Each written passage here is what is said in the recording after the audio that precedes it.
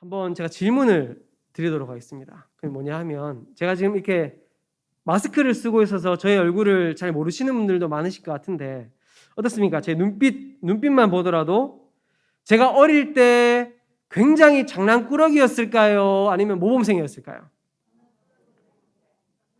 네, 장난꾸러기, 모범생으로 봐주신 분들 감사합니다. 네. 네. 제가 어릴 때, 물론 여기 계신 분들 중에서 많은 분들이 장난꾸러기셨겠지만, 저도 굉장히 장난이라고 하면 어디 가서 뒤처지지 않는 그런 이제 아이였어요. 뭐 말하든지 생각을 하든지 상상을 하는 것도 굉장히 지나치다 싶을 정도로 장난이 심했습니다.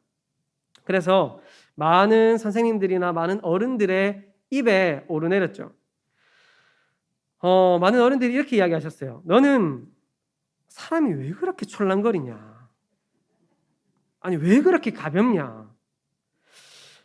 야, 너는 왜 그렇게 신중하지 못해? 쓸데없는 말 좀 그만해. 말 좀 그만해라. 이런 말을 참 많이 들었습니다. 그런 비판은 사실 저에게 어떠한 도움도 영향도 주지 못한 채 오히려 저 자신의 색깔을 죽이고 저 자신을 억압시키는 그런 결과를 가지고 왔어요.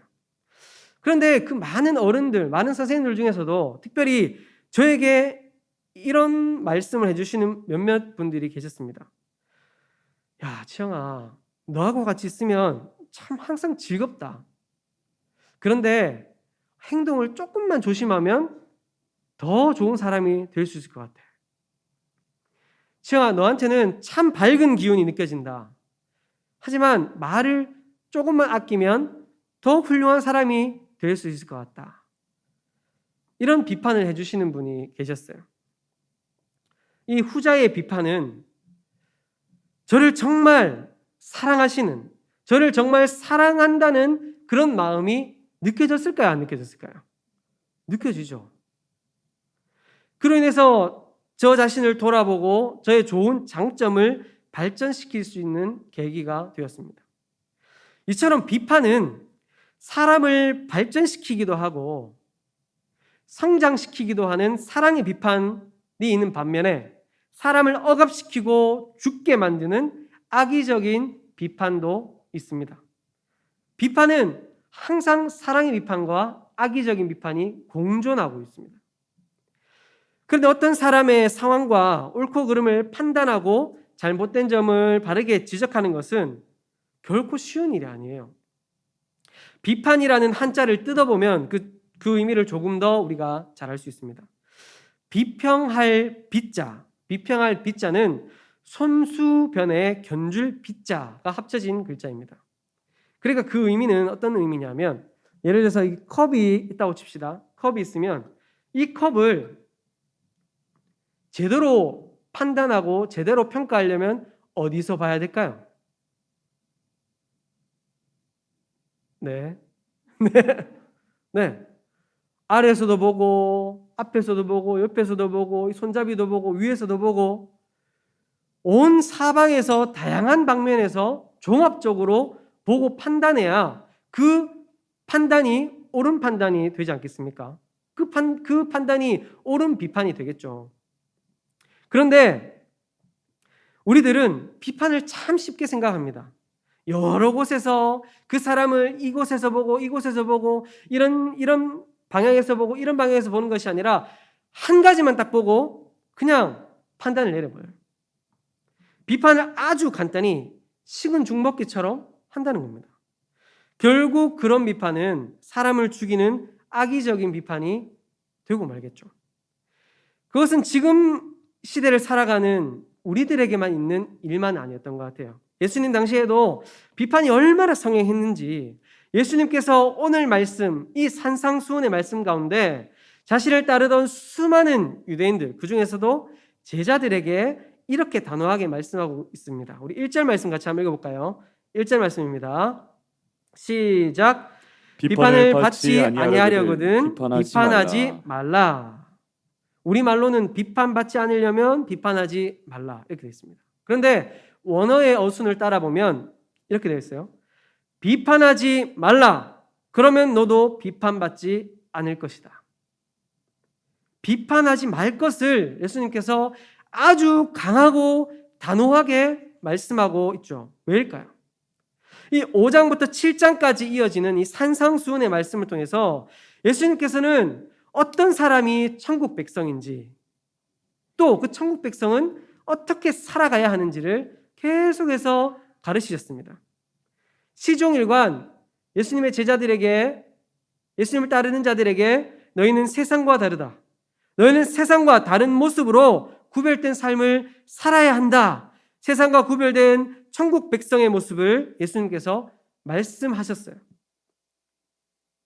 제가 이기주 작가라는 분의 말의 품격이라는 책에서 이런 표현을 봤습니다. 지금 시대를 지적 과잉 시대다라고 이렇게 표현을 했더라고요. 아침에 일어나서 잠자리에 드는 순간까지 불평과 비판을 입에 달고 살아가는 사람들이 참 많다는 거예요. 입으로만 비판합니까? 이제 핸드폰을 키면은 뉴스다, SNS에 거기 밑에다가 뭐 악플을 달고 그냥 내 생각나는 대로 비판을 마구 하잖아요. 그런 비판의 시대를 지금 우리가 살아가고 있다는 거예요. 이런 비판하기 좋아하는 세상의 모습과 우리의 모습을 비교해 보면 우리는 세상과 다른 모습으로 살아가고 있습니까? 아닌 것 같아요. 우리도 비판하기를 참 좋아하는 것 같습니다. 제 모습만 보더라도 하루의 삶에서 비판은 그냥 제 그림자처럼 항상 저를 졸졸졸졸 따라다닌다. 그런 것 같아요. 그렇다면 이런 의문이 듭니다. 아니 예수님께서는 왜 비판하지 말라고 하셨을까? 비판하지 않고 살아가는 것이 과연 가능할까? 예수님께서 비판하지 말라고 하신 말씀의 의미가 과연 무엇일까? 비판하지 말라는 주님의 명령은 다른 사람과 관련해서 우리의 비판 기능을, 단순한 비판의 기능을 발휘하지 말라라는 그런 의미가 아닙니다. 어떤 사람이 잘못을 했을 때 그 사람의 잘못을 눈감아줘라 라는 그런 의미가 아니에요. 잘못한 것을 못 본 척하라, 그런 의미가 아닙니다. 모든 비판을 삼가하고 진리와 오류, 선과 악을 분별하는 일을 거부하라, 그런 명령이 아닙니다. 사람이 살아가면서 비판하지 않고 어떻게 옳고 그름을 판단할 수 있겠습니까? 그리고 비판의 기능이 없으면 어떻게 우리가 학습을 할 수 있겠어요? 배울 수 있겠어요? 할 수 없죠. 오늘 읽은 말씀은 아니지만 6절 말씀, 오늘 말씀 뒤에 보면 6절 말씀에 거룩한 것이라는 표현이 있습니다. 그리고 15절 말씀에는 보면 거짓 선지자들이라는 예수님의 표현이 나옵니다. 이런 예수님의 표현을 보더라도 비교하고 비판하는 작업이 없이 거룩한 것과 거룩하지 않은 것, 진짜 선지자와 거짓 선지자를 구분 지을 수 없는 것이죠. 그럼 예수님도 비판하셨네요. 지금 예수님도 비판하고 계시네요. 그러면서 우리한테 비판하지 말라고 왜 그렇게 말씀하시는 거죠? 예수님께서 말씀하시는 비판은 일반적인 비판이 아니라 검열관 같은 비판, 가혹하게 판단하는 그런 악의적인 비판을 하지 말라라는 그런 말씀입니다. 예수님께서는 너무나 잘 알고 계셨어요. 태초부터 사람은 남을 비판하고 싶어하고 그 비판은 항상 가혹한 비판이 되고 만다라는 것을 예수님은 잘 알고 계셨습니다. 우리가 아담과 하와를 통해서도 알 수가 있잖아요. 아담과 하와가 선악과를 따먹고 어떻게 했습니까? 하나님, 제가 죄인입니다. 저 때문에 제가 죽일 놈입니다. 그렇게 했나요? 아니죠. 하와는 이렇게 이야기했습니다. 저 뱀이 저를 꼬셔서 제가 먹었습니다. 저 뱀 때문입니다. 또 아담은 저 여자가 열매를 줬기 때문에 제가 먹었습니다. 저 여자 때문입니다. 그런데 아담은 더 나아가서 그런데 하나님, 생각해 보니까 저 여자 하나님이 주셨네요. 그럼 하나님 때문에 하나님이 여자만 안 주셨어도 제가 이런 죄를 안 지었을 텐데요. 서로 비판하기 바빴죠. 우리는 남을 비판할 때 어떻게 합니까? 이렇게 우리는 자주 말하곤 합니다. 하나를 보면 열을 난다. 진짜 하나를 보면 열을 납니까? 근데 하나를 보면 하나를 알지. 그 하나를 보면 열을 난다. 가혹하게 비판을 하는 거예요. 그리고 그 사람이 몇 번 잘못한 적도 없는데 매일 그런다. 항상 그런다. 그렇게 이야기하지 않습니까? 이런 우리들의 악함을 보시고 예수님께서 비판하지 말라 그렇게 말씀하고 있는 것입니다. 그런데 사람들은 왜 비판하기를 좋아하는 걸까요? 어떤 때는 저 사람은 남 비판하려고 여기 있는 것 같아.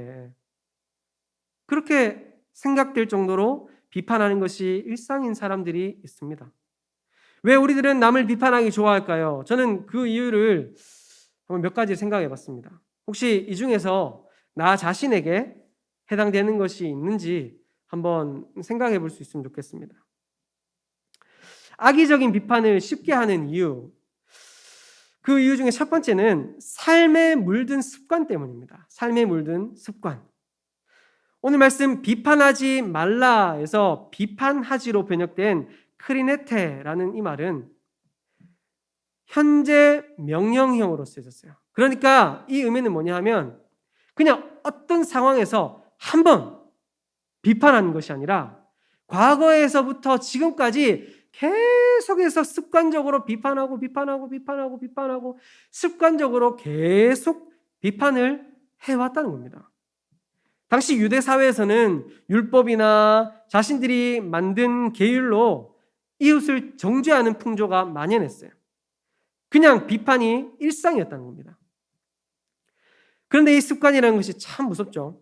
내 삶에 너무 진하게 물들었기 때문에 내 자신이 인식하지 못합니다. 내가 하는 비판이 습관인 줄 모릅니다. 이것은 마치 손톱을 물어뜯는 사람이 내가 언제 손톱을 물어뜯었는지 모르는 것처럼, 다리를 덜덜덜 떨고 있는 사람이 내가 다리를 언제 떨었는지 모르는 것처럼 우리 삶 깊숙한 곳에 너무나 깊숙한 곳에 이미 뿌리 박고 있다는 것이죠. 예수님께서는 비판이 일상 깊숙이 물들어서 습관이 되어버린 우리들을 향해서 말씀하고 있는 것입니다. 비판하는 것, 그건 너희 습관이다. 비판하는 습관, 그거 멈춰라. 그만해라. 그렇게 말씀하고 있는 것이죠. 그리고 두 번째, 악의적인 비판을 우리가 너무 쉽게 하는 이유는 비판하는 것이 가장 쉬운 방법이기 때문이에요. 비판하는 것이 가장 쉬운 방법. 남을 비판할 때 남의 입장을 다 헤아리면서 남의 입장이 되어보고 비판하시는 분 있습니까? 아이고, 그 사람은 그래, 그럴만하지. 아이고, 그래, 그래서 그랬을 거야. 그 사람의 입장이 되어서 그 사람 상황을 다 생각해보고 비판하시는 분 있습니까? 아마 잘 없으실 거예요. 세상 가장 쉬운 것이 비판하는 것입니다. 야, 그 사람 참 못쓰겠더라. 사람이 기본이 안 돼 있어.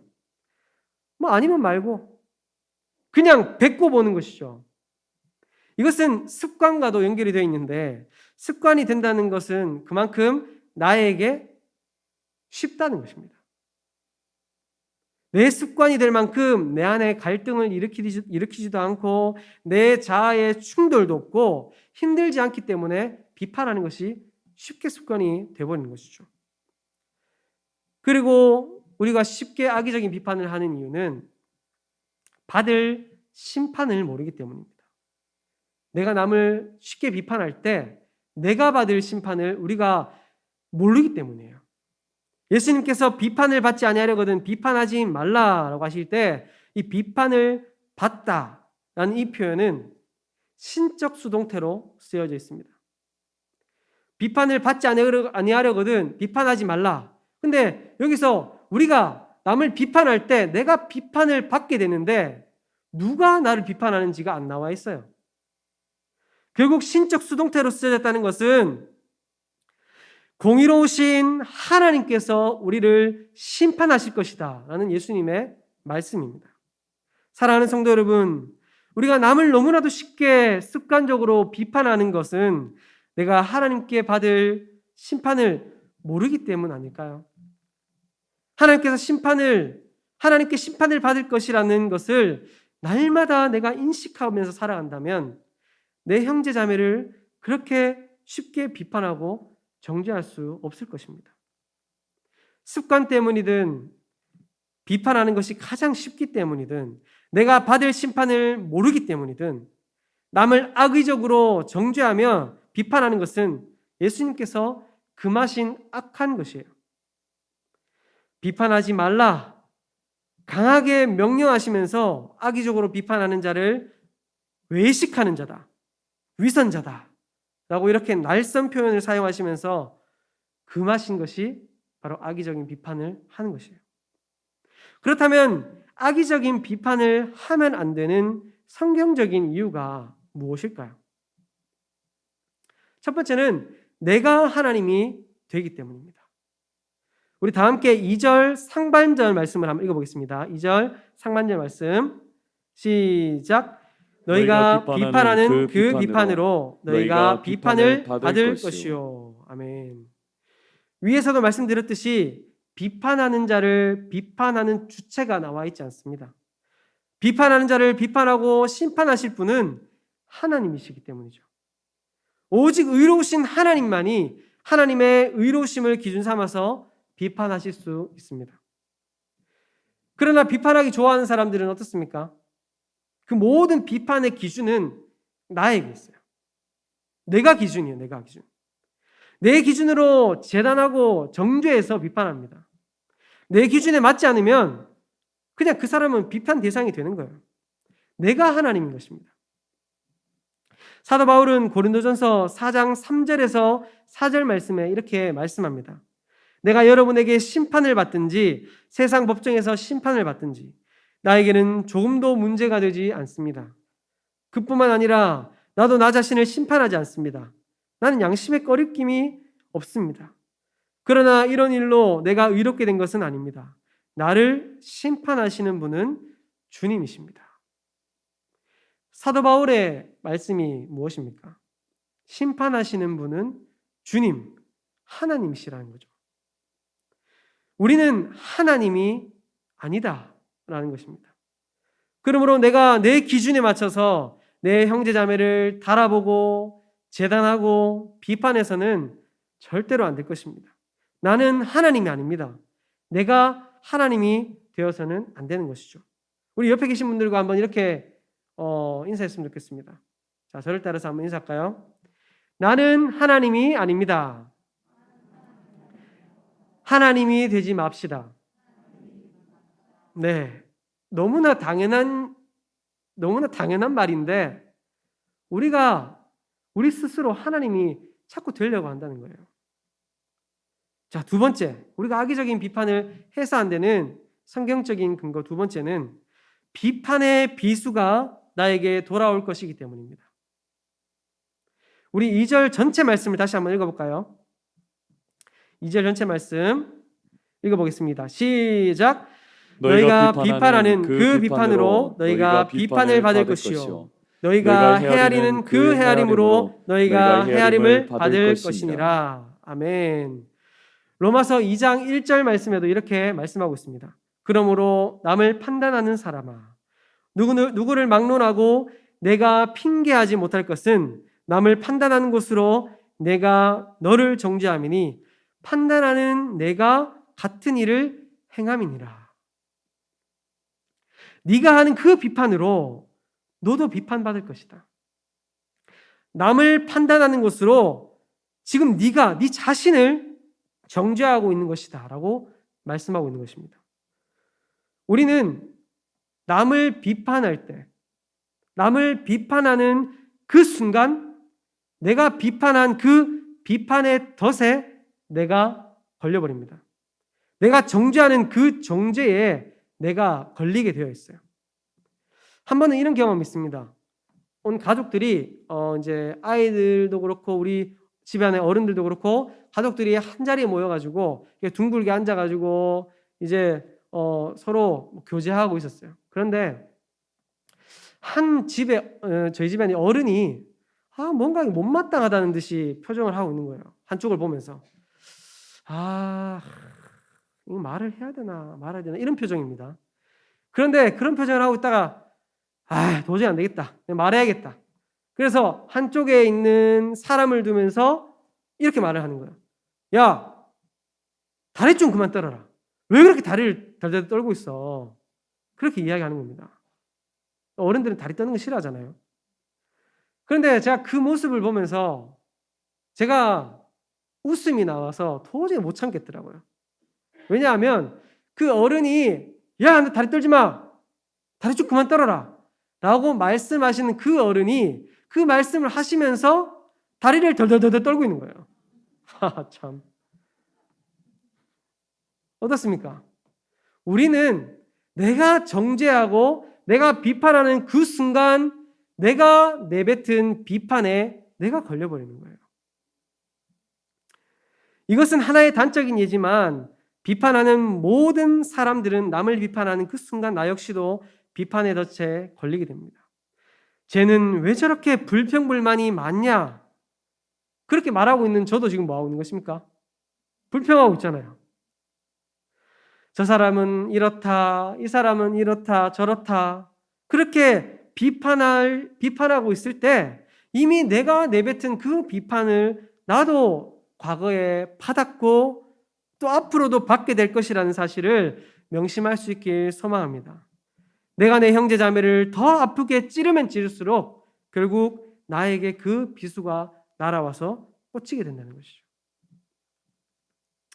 그렇다면 가혹하고 악의적인 비판을 하지 않으려면 어떻게 해야 될까요? 우리가 살아가면서 비판하지 않고 살아갈 수 없다고 말했잖아요. 비판하지 않고 살아갈 수가 없는데 그러면 악의적인 비판을 하지 않으려면 우리가 어떻게 해야 될까요? 우리 한번 저를 따라서 말씀했으면 좋겠습니다. 자, 저를 따라서 적용점 첫 번째를 한번 따라해 보겠습니다. 나를 돌아보라. 나를 돌아보라. 네, 나를 돌아보라는 것입니다. 3, 4절 말씀 같이 한번 읽어보겠습니다. 3절부터 4절까지 말씀 시작. 어찌하여 형제의 눈 속에 있는 티는 보고 내 눈 속에 있는 들보는 깨닫지 못하느냐. 보라, 내 눈 속에 들보가 있는데 어찌하여 형제에게 말하기를 나로 내 눈 속에 있는 티를 빼게 하라 하겠느냐. 아멘. 지금 예수님께서 남의 눈에 남의 눈에 지금 먼지가 끼어 있는 걸 보면서 아이고 칠칠 맞게 너 눈에 있는 먼지 내가 빼줄까? 내가 빼줄게 라고 지금 그렇게 말하는 사람을 두고 뭐라고 말씀합니까?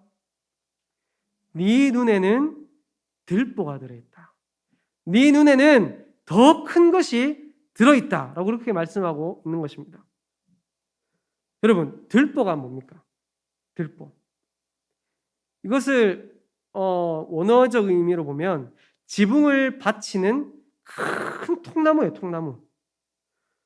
여러분 이 티끌, 먼지와 큰 통나무가 과연 비교가 됩니까? 이 먼지에 비하면 큰 통나무는 몇천 배, 몇만 배, 몇십만 배 더 큰 걸 거예요. 그런데 예수님께서는 왜 남을 비판하는 자의 눈에 나무 기둥이 들어있다 그렇게 말씀하고 있는 걸까요?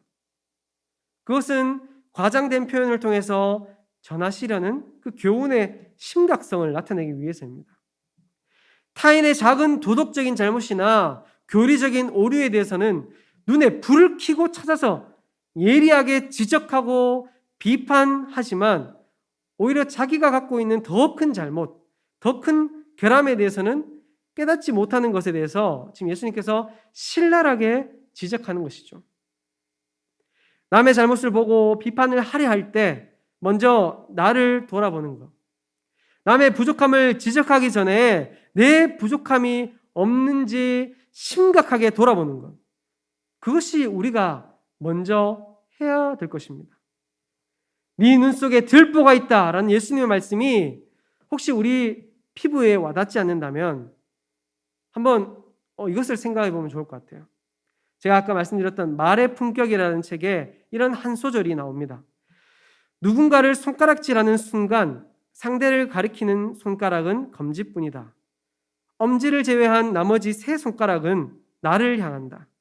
세 손가락의 무게를 감당할 수 있을 때 비로소 검지를 들어야 한다. 타인을 손가락질하기 전에 내가 떳떳한지 좋게 3번은 따져봐야 한다. 지금 이게 무슨 말입니까? 남을 정죄하고 남을 비판하고 남에게 손가락질을 할 때, 이 손가락질을 할 때 이 손가락, 남을 향한 손가락 한 손가락보다 나를 향한 손가락이 3개가 있다는 거예요. 사랑하는 성도 여러분, 남을 향한 손가락, 이 한 손가락질을 하기 전에 나를 먼저 최소한 3번은 돌아볼 수 있었으면 좋겠습니다.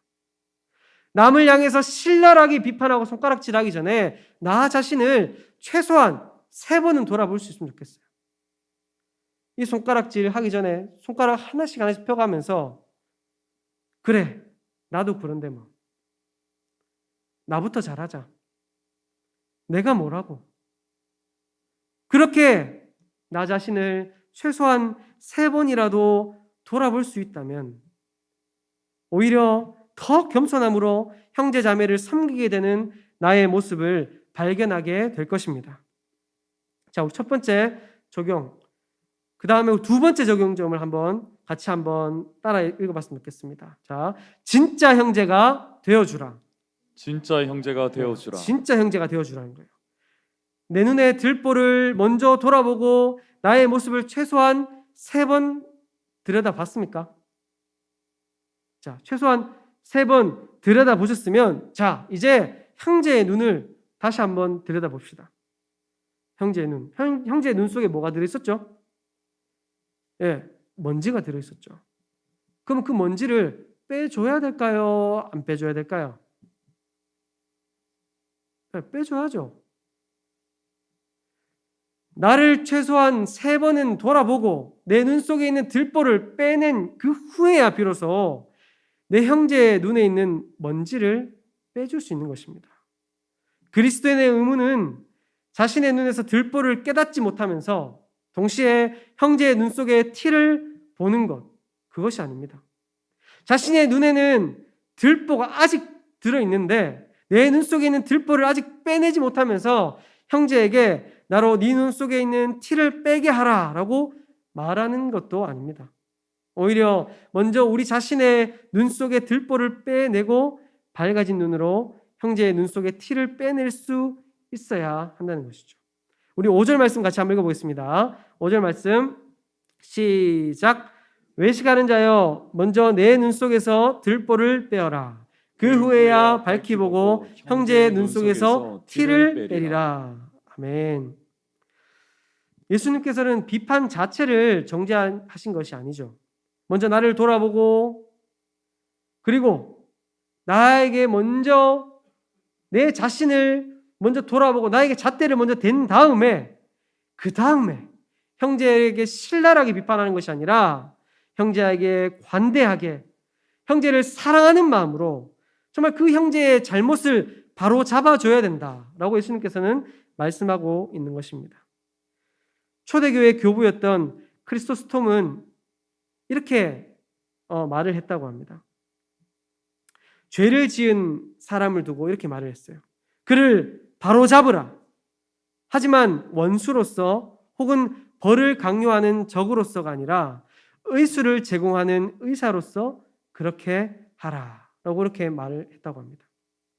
내 형제의 부족함을 바로 잡아주기 위한다면 우리 사랑으로 합시다. 구조하고 회복시키기를 간절히 원하는 사랑 많은 형제로서 우리가 형제의 잘못을, 형제의 눈에 있는 티를 빼낼 수 있는 우리 모두가 될 수 있기를 소망합니다. 그런데 우리는 종종 이렇게 말하면서 착각할 때가 있어요.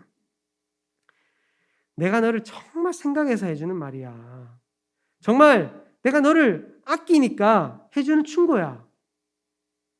내가 사랑하는 마음으로 비판한다고 착각할 때가 있습니다.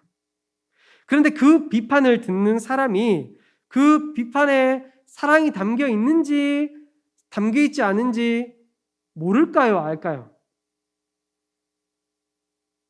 여러분 모르십니까? 대번에 알죠. 우리 사람들은 대번에 합니다. 들으면. 정말 이 사람이 나를 생각해 주는 그 따뜻한 마음으로 정말 나를 위해서 지금 비판해 주고 있구나. 아니면